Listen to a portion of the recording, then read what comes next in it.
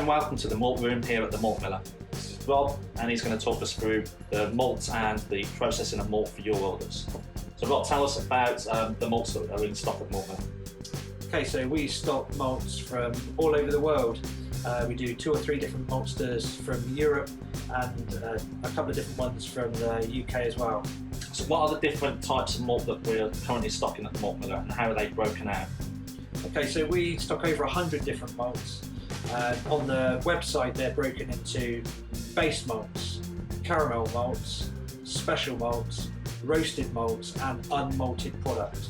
That makes them as easy to find as possible. So Rob, tell us how the malt arrives into the Malt Miller and what happens to it once it's arrived in. Okay, so all our malt is delivered on 1-ton pallets. It all comes in whole and generally in 25 kilo sacks. That means if someone wants to buy a 25 kilo sack of uncrushed malt, they can do that very easily. It also means because we crush fresh to order, we can crush a 25 kilo sack, or we can do any amount from 100 grams upwards.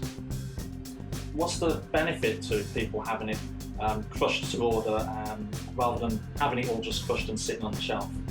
On freshness, and that's what we're all about with Malt Miller. So we're actually crushing the product fresh to order. That might mean if you've ordered 150 grams of malt, that goes through the malt mill directly into a poly bag that's then heat sealed straight away. So freshness is the key. So amongst the malts, Bob, why do we stock so many different brands of malt? This is a really important point. The different maltsters, their range quite often overlaps, so they do sell similar products. In fact, take for example the grain Marisotta. We have Marisotta from Thomas Fawcett's, we have Marisotta from Chris. But when you use that product, the final product, the final drink you're actually drinking can come out really quite differently. And are there any benefits of using something like Fireman or some of the European malts for certain styles of beer? Absolutely.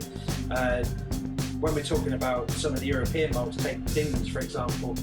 Dingman's malt is the malt that's actually used by all of the famous Belgian breweries. So if you're drinking your favourite triple, for example, that will have Dingman's malt in it. That's why we supply their malt so that the homebrewers can replicate those sort of recipes.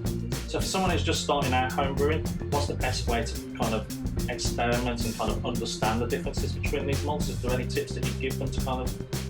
This is a really tricky one, and this is why the malt room here is so good. So we do invite customers to come along and they can actually get in here and they can smell and taste the difference between the malts. That would be the ideal way of doing it. If you can't do that, then ordering a range of malts would be the thing to do. So we do them in small amounts. You can buy crushed or uncrushed, obviously.